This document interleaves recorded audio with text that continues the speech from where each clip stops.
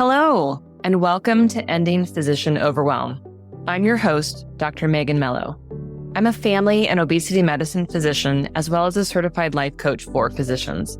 In this podcast, we talk about how the learned habits of people-pleasing, perfectionism, and a lack of boundaries show up in our lives and how they contribute to burnout, exhaustion, and overwhelm. The healthcare system is broken, my friends, but let's not wait for it to be fixed in order to feel better.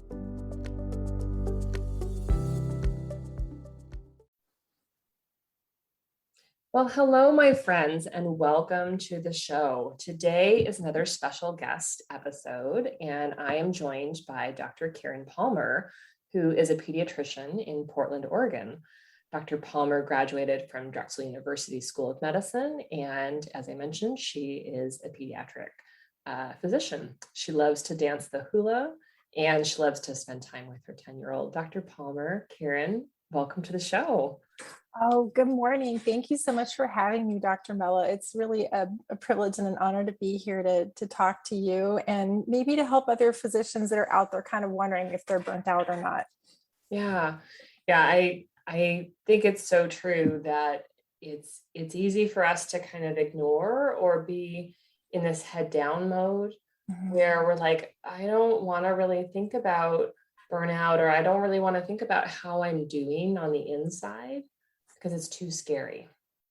You know, what if I fall apart? So yeah, I'm looking forward to our discussion today. So let's start off with sort of your own experience or experiences with burnout. Often, you know, burnout is not something that just happens to us once. It can happen to us multiple times. It can happen to us in different situations. And you've definitely encountered that. So tell us, you know, kind of how it felt like the first or even the second time that you experienced it. What was that like? Yeah, you know, it's funny because I think at the time when it happened, I didn't really hear a lot of conversation about burnout. And that was, I would say, probably close to like maybe 15 years ago. It was actually my first job out of residency. And the funny thing about the burnout that I experienced, I think it was a combination of things. You know, it was high patient volumes. I think it was also high acuity. I was working in an emergency room. As a pediatrician, I'm a general pediatrician, but in some areas of the country, you can work as a general pediatrician in an emergency room and literally doing the work that an emergency fellow trained physician would do, like clearing C-spines and attending like MVAs and, some of the hardest things I've seen in pediatrics, I saw as an emergency room physician. And so I thought part of it was the high acuity of the patients. And also too, when you work in an emergency room, you end up not sleeping all that great. You know, there were days where, you know, I'd be scheduled, 3-day shifts in a row, 1 day off, and then 3 night shifts. And so I think that swinging of your sleep cycle can really wreak a lot of havoc on your emotional well-being. And so at the time, nobody was talking about it. And I really thought that it was because I was a new attending. And so I was just kind of getting myself acquainted with like making those harder decisions on my own, to the high acuity of the patients, the volume of patients that I was seeing, and then just not getting great sleep. And since nobody was talking about it, I thought, gosh, you know, and I wasn't the only physician working for this group. There were other emergency room pediatricians that have been doing this for decades. And I, at that point, thought, well, this is definitely not the place for me. And I also thought, gosh, how is everybody else able to do this? Everybody else seems fine. Right. What's up with me? Right. And I thought, well, maybe it's just because I'm new at this, but I think there's something wrong with me. And so I ended up sticking it out for about 1.5 years. And then just knew that it wasn't the right fit. And then, you know, started to look for a different job at that point. And was really happy to leave that emergency room environment. I have the utmost respect for people who are first responders and do that kind of work. I think part of what contributed to it as well is, you know, when you come out of residency and that third year, especially, you're really kind of thrown into having to make a lot of difficult decisions. You are now like leading a team of, residents and teaching the interns and, staying up all night with them. I came out of residency thinking that was pretty tough, that I was emotionally, physically, just very trained to make tough decisions and to go without sleep and still to make those decisions. And so I think that may have contributed to my sense of burnout. Was like, gosh, I thought residency was hard. Attendingship, oh my goodness, this is even tougher. There's even more decisions and more responsibility. And I don't know if did you train before the hours protect the 80-hour limits? Yeah. And I think I just, like, they had just passed that 80-hour work week limit. And I remember the discussion about it from some of the older generation was like, well, how are you going to learn everything you need to know if you're limited to 80 hours? And I was going through it and I was like, how did anybody do more than this? Oh my goodness. And honestly, I remember even after that, just kind of getting into the sleep piece of it, I remember like watching a documentary on sleep versus like driving inebriated. And I can remember there were at least 2 instances where for some reason I thought it was a really great, I literally lived 10 minutes away from the hospital where I did residency. And so it was not a long drive. And I remember thinking I need to stop and buy groceries. And I stopped at the local supermarket, parked my car, went in, could barely remember what I needed because I was so tired. And at the time I was driving a stick shift. And so when you drive a stick shift, you should put the parking brake on. And so just, to avoid problems. And so I come out of the supermarket and I was so tired and so just like fogged with just being exhausted and fatigued. I looked into the parking lot and I saw that there was this car. So this was in Florida, and the parking lot was banked so that all the rain runoff, because it can rain really heavy, just kind of goes down to the grate that's sort of between the aisles of cars. And there was this car parked in the middle of that, the 2 banked sides, like right over the grate. Who parked the car there? Well, no, nobody parked the car. Then I thought, well, gosh, who did that? And as I got closer and closer, I realized it was my car. I had forgotten to put on the parking brake, and it drifted into the middle of the parking lot. And I just thought, oh my goodness, somebody could have gotten hurt. I could have destroyed somebody's property or my own.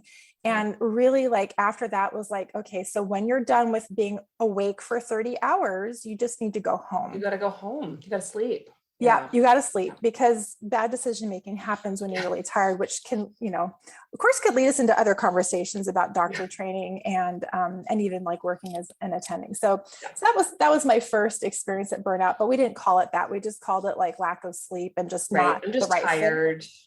It's not the right fit. Yeah. Yeah. And then contrast that with the more recent experience where, you were past that stage, you were working in a clinic setting, if I'm not mistaken.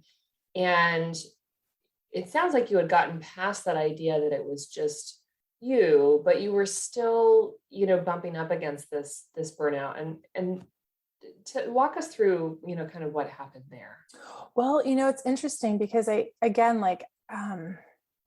think the times that I've been burnt out, I always look to exogenous things outside of the job itself, because I'm very comfortable working as a pediatrician in a lot of different scenarios. And so, that medical knowledge is there, that bedside manner is there, all of those, clinical pearls, they're all there.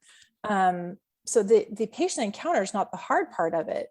And so that part comes easy. And the times that I've been burnt out, it's always felt like it was something else, something outside of it. Right. So, more recently, the COVID pandemic hit. And I think a lot of physicians, wherever they were in medicine, were kind of hanging on by a thread. And then COVID it was like life in a pressure cooker. Yeah. And so, by a thread, but now there's a fire underneath you. Yeah. Yeah. And then, add to that, personal stressors. I had somebody very close to me be diagnosed at the beginning of the pandemic with a very serious illness. And so imagine, being separated across the continent from somebody who's got this diagnosis. And now we've got this, deadly respiratory disease we didn't know very much about, and, not being able to see each other kind of a thing. So there was that. And then, the stressors of being part of a business and trying to make ends meet during a pandemic, and also, having to get along as a team when everybody else is under the same amount of stress. It's, sometimes I would look at it and it was very hard to dissect exactly what it was that was causing the burnout. And then at that point, I look around at my colleagues and I'm like, why does everybody else seem to be fine? I think I'm the only one that's burnt out. Mm-hmm. And I know that can't be true, but it's a very strange feeling to feel like you're the only one. And I think that I think is part of how we find ourselves in this situation of burnout, is that for a very long time, I think physicians, even though we are team leaders and we can, go to noon conference or grand rounds, and we can sort of relate with our colleagues, we still very much, I think, operate as independent operators. Yeah. We live in silos, and even in group practice, I can tell you that that's kind of what it felt like. And, I think I can think of like one group that I worked for that was not the case.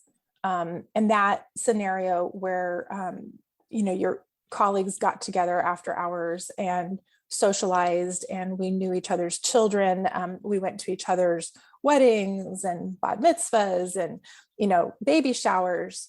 I never felt burnt out there. Mm.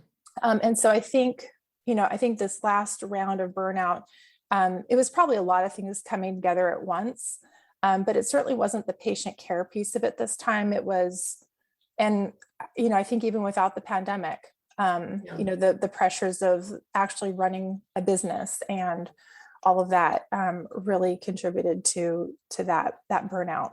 Yeah. I can remember, like, at the beginning of the pandemic, there were days where we had 3 patients a day because patients were encouraged to stay home. Right. But I was paying for a nanny to take care of my son at home. And I was like, okay, well, insurance is going to pay me this much. Yeah. And I'm paying 5 times that for the nanny for the full day. For the full day. How is this going to add up? Yeah. Yeah. So much extra layer, when you're,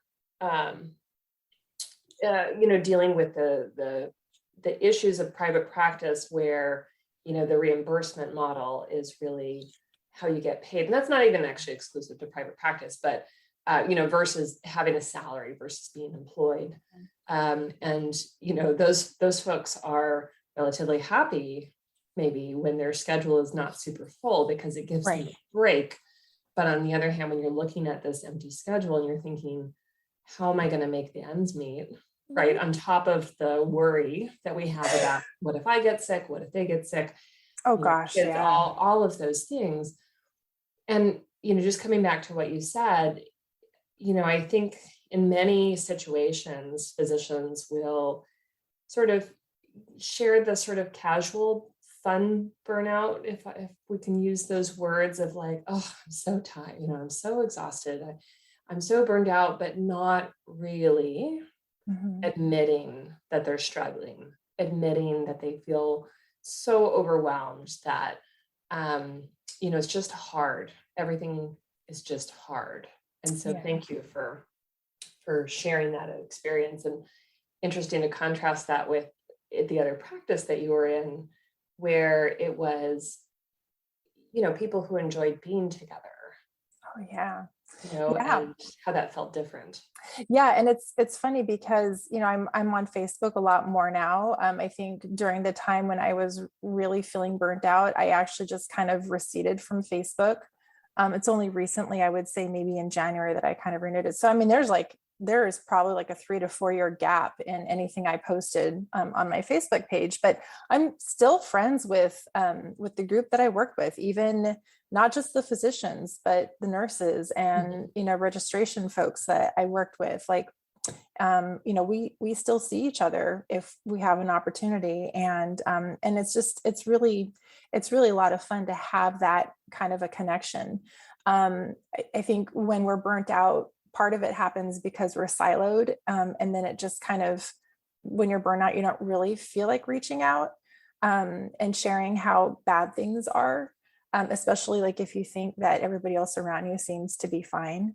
And so, you isolate yourself more, or there's that tendency, I think, when things are really going awry.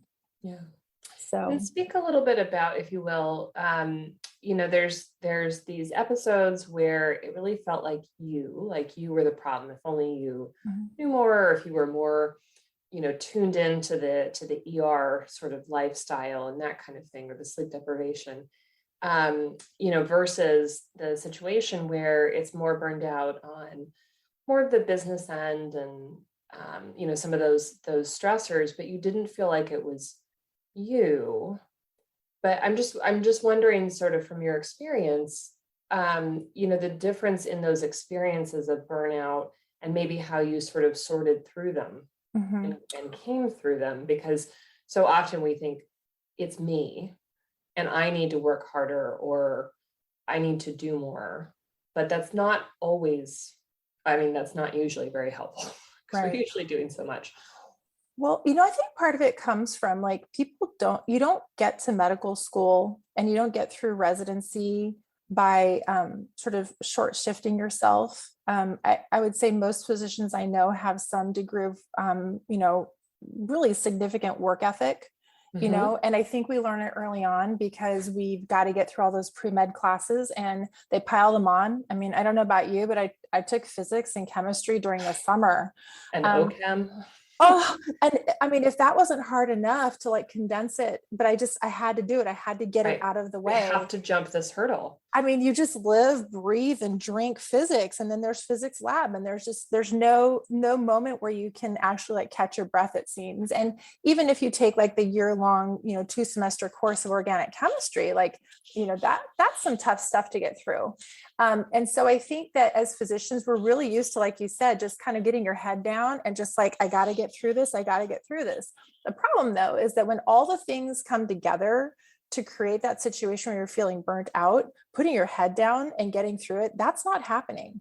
Yeah. It's not happening at all. And so I was thinking about this. How did I get through organic chemistry? Because, to some extent there's you're competing with your classmates for grades if it's curved. But at some point you realize that you need to connect with other students. I had a really great study group when I was in college and studying organic chemistry. And it just was like this convergence of a lot of like really great personalities. And, each person understood something different and we were able to explain it to each other.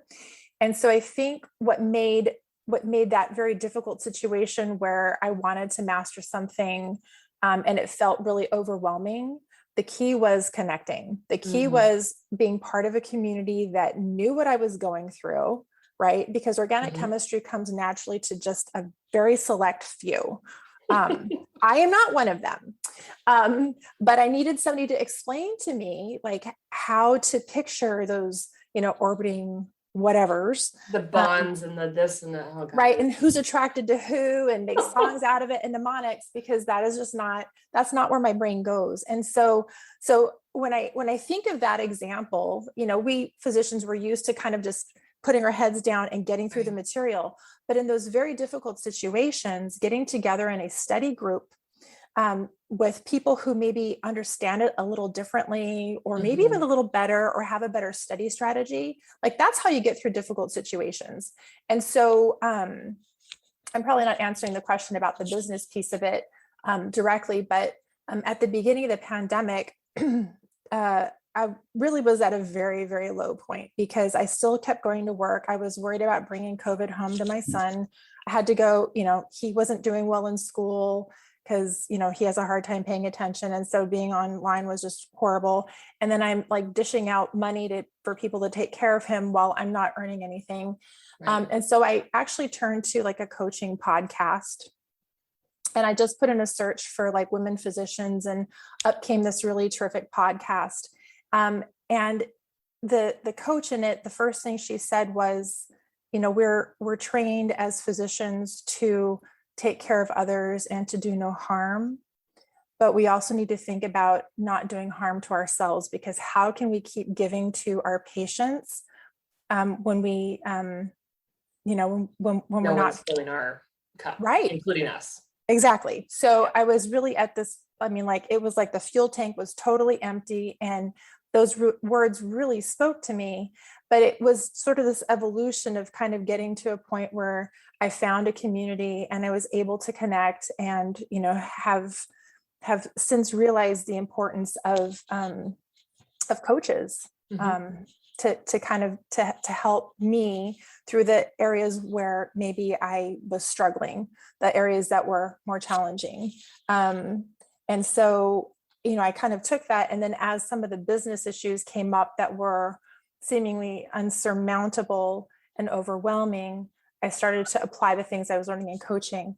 And so, to answer your question, when I kind of pull back and I look at a bird's eye view of all of the things, all the situations I've been in where I really felt burnt out, whether it was personal stressors, lack of sleep, high patient volumes, high acuity, a lot of business stressors, I think what it comes down to is we feel burnout when we feel powerless, when we feel like these things are happening to me and I don't have a choice. And where coaching has gotten me is to realize that actually I do have choices here, right? I didn't see them at the time, but through coaching, I came to realize that, you could adopt a take it or leave it approach, but even within okay, let's decide to stick it out through high patient volumes or high acuity. Like, what can I do that gives me some sense of empowerment over this life that I'm living and the place where I'm working, right? Yeah. So that was kind of the conclusion I got to. Yeah, no, I think that's important. And, even reframing, the situation of going to work every day is a choice. And we hardly ever think of it that way. We're just like, no, I have to, right. The world will blow up if I don't go, I need a paycheck, I need all these things. Starting to have the awareness, even at that time, no, I'm choosing to go to work. I'm choosing to stay in this work environment forever or for now, whatever that is. And then, okay, if I'm choosing to do this, what else do I need to choose? What else do I need to think about and decide? Yeah. Because you're right. I think so often we're just I can't do anything else. We're too overwhelmed thinking about working someplace else, or, gosh, what if we left medicine, or, any number of other circumstances that we're just nope, I'm trapped. I'm stuck. Here I am. Right. Yeah, I know. I was thinking about that this morning before meeting with you, that, my perspective is one of, I'm a mother as well as a physician. And again, I think that sense of I have to do it all, and that I'm able to multitask, and that I'm tough as nails. I think I approached working and being a mom the same way. And I erroneously applied the notion of well, I used to stay up all night for my patients. I'm perfectly fine doing this for my family and my child.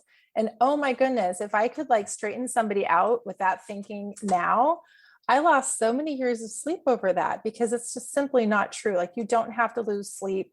You don't have to work full-time and be a full-time mom to be the best parent or the best physician. And, kind of speaking to this, you actually have choices, right? So at the time I was working in urgent care, and I also was doing house calls, and I was also doing locum tenens work. And I think I was also moonlighting in the hospital. And then as I was expecting my son, I stepped back and kind of dropped some of the extra side gigs that I was doing to just really focus on urgent care, and then doing some doing some house calls. And then when my belly got too big, I couldn't get out of a car easily, like 2 months before I delivered. Well, do that part. Oh my goodness. In the parking in Miami, like the spots are so tight. Like there literally was a time where I came back to my car and I had to like go to every store finding the owner of the car next to me because I couldn't get in on either side. I wasn't climbing in through the trunk either. Yep. But I think, there's this idea that, well, you're going to work and then you have a child and then you're not going to carve back your work hours because like, you got to prove yourself. And men don't do that. Men don't do that. And I could do it all. But I think, in the end, like we don't really multitask well. And motherhood, or parenthood, whenever you decide to do it, it's such an amazing experience. Like, I don't think that trading shifts or decreasing your work hours, it's not a bad idea because you'll never regret the amount of time you spend with your child. And so it's okay to let go of this perfectionist idea of like, I can do both. I could be a parent and I can be a full-time physician at the same time.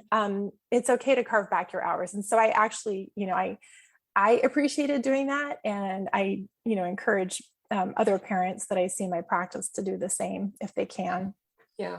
And if they can't in their current situation, to maybe be open to looking to other situations that might fit them better, because I think my experience, is there's so much more out there than I ever would have thought about, because I was really only looking for things that were pretty much exactly like what I knew.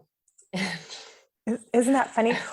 Well, and how do you learn about those things that are different from what you know? By connecting and being part of a community where you see it done. You gotta poke around in new places. Absolutely. Yes. Absolutely. Well, and speaking of new places, I would love to hear you talk a little bit about what you're doing next. Ooh, I'm so excited. So, maybe we'll already be up and running by the time the podcast comes out. Oh, I hope so. I am very optimistic about that.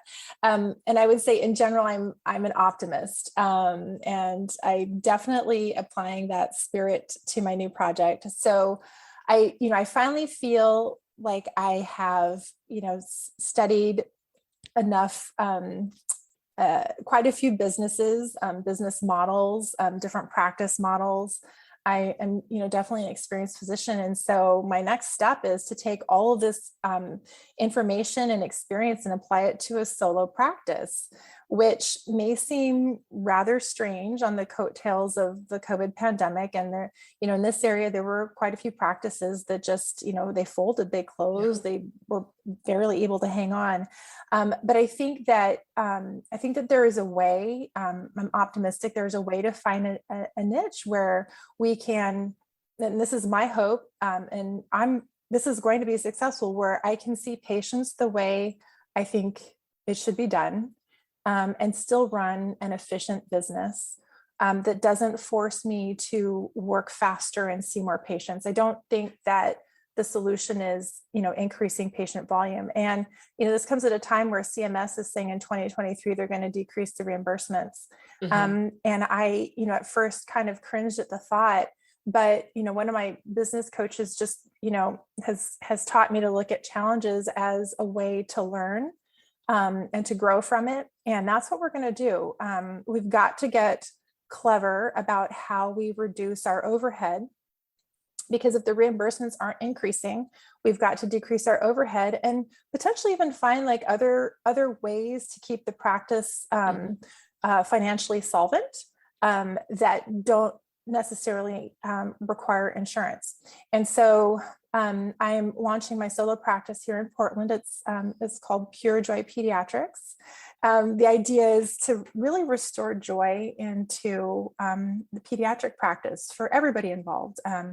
I want parents to feel that, the staff, me, the kids for sure, to feel that when they come to the practice. So, we want it to be really streamlined, easy to get in to see the doctor, workable hours for everybody. and just streamlining it in that way. And so I have lots of different business ideas of how to get that to happen, and it is going to happen. And so I don't have like a specific target date yet, but I'm hoping in the next 2 to 3 months that we'll have our doors open. So exciting. Yeah, I'm thrilled because it's going to be the culmination of all the things I've been learning. So yeah. And I hear in you such joy and optimism, and I mean, there's almost a sense of adventure of like, I'm gonna do this. I'm gonna try these things. I can, pivot and be flexible, and I'm gonna find my way through these challenges, which is such a powerful attitude, right, to bring to any kind of new endeavor, whether it's medical or not. So, I'm so excited. Well, I'm really excited about it because there is the patient care part of it that I am absolutely missing. Like, I know that I am a clinician through and through because I miss holding those 4-month-olds and counseling newborn parents and, talking to those teenagers that kind of come in a little rough around the edges and they leave and they're like giggling and smiling. And so I never want to trade in that part for anything else. But I do have ideas of different ways to serve the patients that need help out there. And then I think there's also a legacy piece of this, which is, how long ago was it? I want to say back in September, actually, as I was struggling through some of the stressors of running a business and sort of reaching out to different communities and trying to learn about how can we do this better, like how are other practices solving these problems. A friend of mine in the Bay Area turned me onto the section on administration and practice management in the AAP. And so basically it's like you sign up and it's a listserv and there's all these pediatricians like throwing out queries and others answering them. And I remember, and oh my goodness, like you almost need a separate email address for all the stuff that comes in. But I remember that there were some older pediatricians lamenting the fact that none of the new pediatricians wanted to go into private practice. Mm-hmm. And I think this is true for a lot of young physicians, that you come out of training just thinking you're automatically going to work for a big hospital system. Yeah. Been there, done that. And I don't think that's not just pediatricians.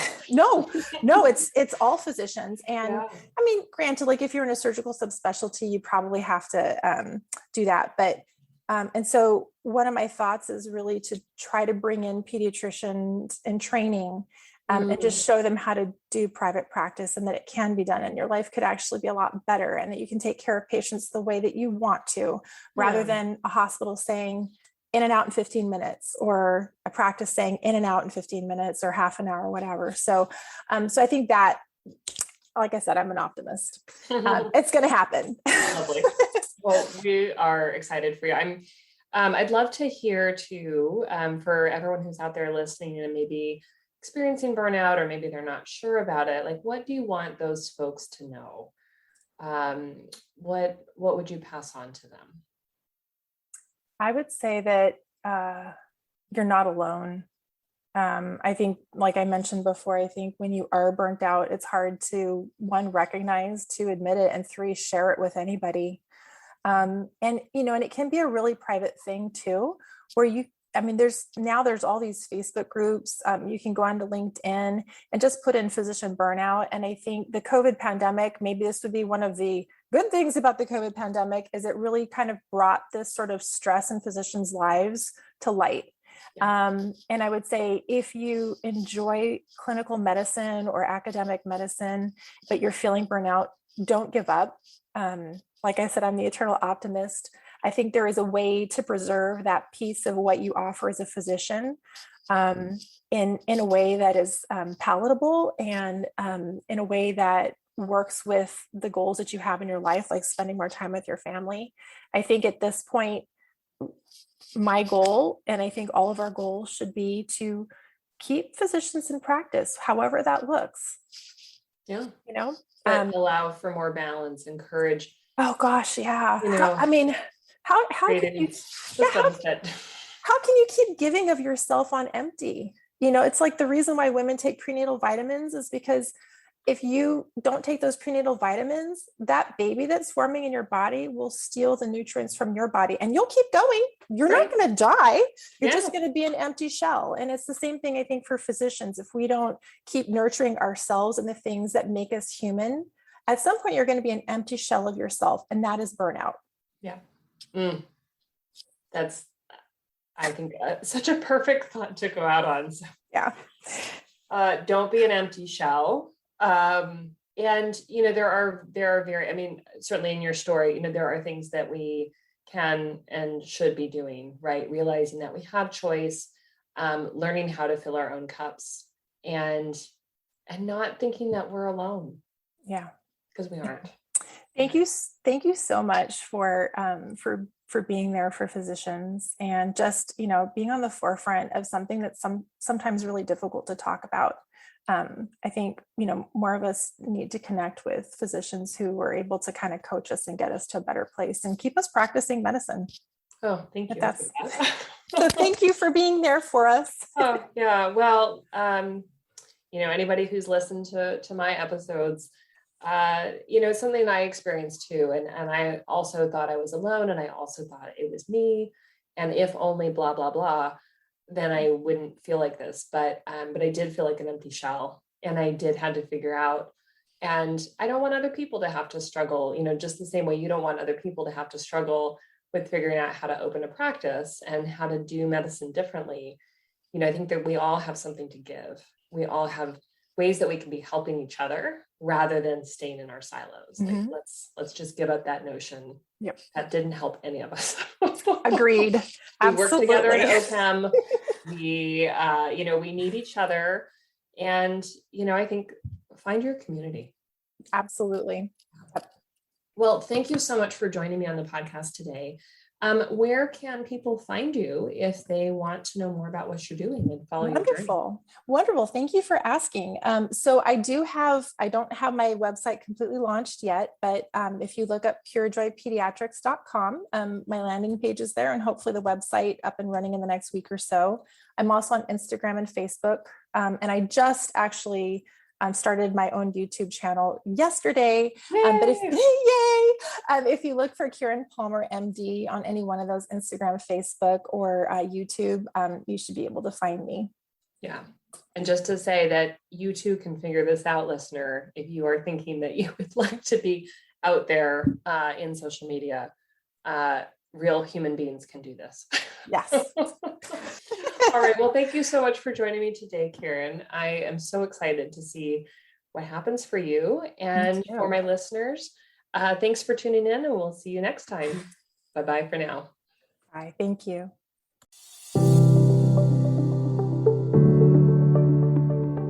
Well, that's our show for today. Thank you as always for listening.